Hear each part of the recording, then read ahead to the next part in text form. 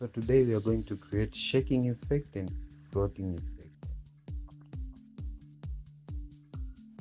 Add a fusion composition in a timeline, then go to Fusion tab, then add a text node, connect it to the media out, then add your text. Adjust the font, color, and size as you like.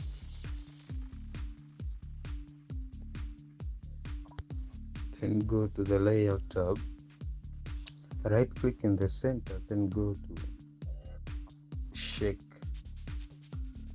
Here, go to the modifier tab, then adjust the minimum and maximum value.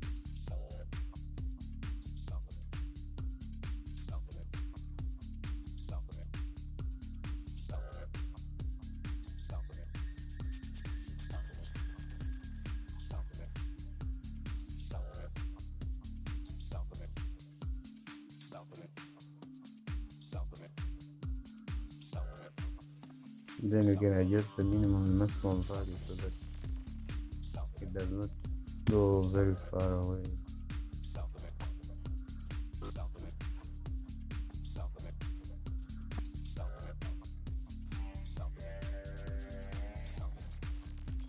See?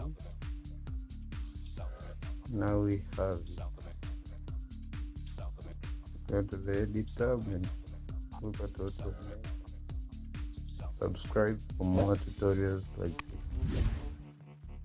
this.